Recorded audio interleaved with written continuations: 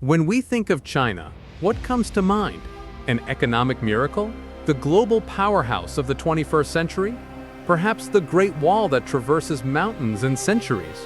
But what if I told you that the true history of China is not that of a single nation, but rather an endless cycle of ascent, glory, and collapse? It is the story of divine emperors, bloody wars that lasted for centuries, and a culture that was shattered and reunited countless times.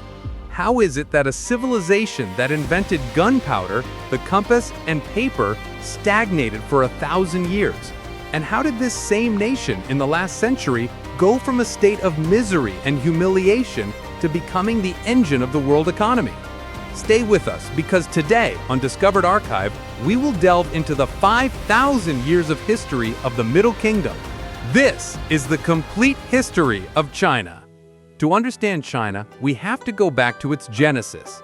Legend speaks of the Shao dynasty, but recorded history begins with the Shang dynasty, over 3,500 years ago. What kept these people united? The mandate of heaven. The mandate of heaven was not an absolute power. It was a conditional blessing. If an emperor was just, heaven supported him. If he was cruel, heaven abandoned him and allowed new, worthier dynasties to take power. It was this cycle, and not blood, that forged the concept of the Chinese nation. We traverse the 7 wars of the Warring States period, a chaotic time, but one incredibly fertile for thought, which gave us Confucius and Taoism. And then he came. Qin Shi Huang, the first emperor, a man so ruthless that he unified the country, standardized writing in currency, and buried hundreds of scholars alive. He was the architect of the Great Wall and the builder of his own terracotta army. A little-known fact is that to curb corruption and facilitate trade, the succeeding Han dynasty not only standardized, but nationalized the minting of currency. This gave the central government crushing financial power, something not replicated in the West until millennia later. With the Han dynasty came the Silk Road. China becomes the richest empire on the planet, and the concept of Han people, the name most Chinese use for themselves even today, solidifies the national identity. While Europe was entering the Middle Ages, China, with the Tang and Song dynasties, was at its peak, leading the world in technology and culture. While the emperors held the mandate of heaven, the real power behind the scenes was often wielded by the imperial eunuchs. At their peak, the eunuch bureaucracy reached over 100,000 members, controlling the court, armies, and espionage, becoming a political force more potent than the imperial family itself. But China was becoming too perfect. It had all the ingredients for the Industrial Revolution, inventions, capital, and a vast population, but it failed. Why? Confucian bureaucracy valued the past, tradition, and stability above innovation. The empire closed itself off. The greatest symbol of this closure is the fate of Zhang He's fleet. In the early 15th century, he commanded over 300 ships, some larger than the Titanic, that explored Africa and Asia. Shortly after, by order of the Confucian bureaucrats who saw foreign trade as a threat to agrarian stability, the fleet was totally dismantled and naval knowledge destroyed. They abandoned the sea. The price of this sleep was devastating. In the 19th century, the West arrived at its doorstep.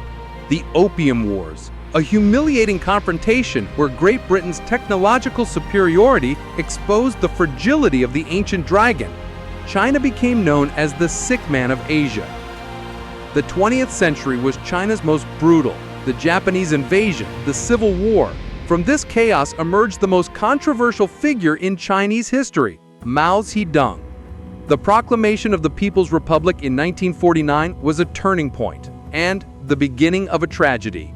The Great Leap Forward and the Cultural Revolution, social programs that cost the lives of millions of people.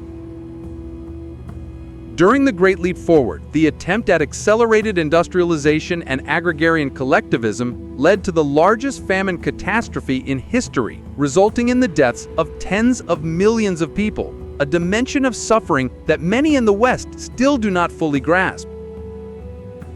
how is it that a civilization that endured such pain managed to survive? The answer is Deng Zhongxing. After Mao's death, China made its biggest historical reversal. He famously said, "It doesn't matter whether a cat is black or white, as long as it catches mice." This meant, forget ideology, let's get rich. And the result is the China of today, a country of state capitalism with centralized political control. The Middle Kingdom is back at the center of the global stage. The history of China is the best example of the cycle of power.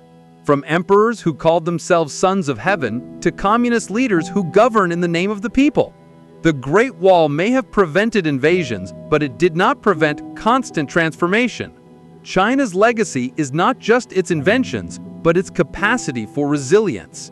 It never disappears, it only reinvents itself. Does the mandate of heaven still exist? Perhaps, but now it is guaranteed by economic power.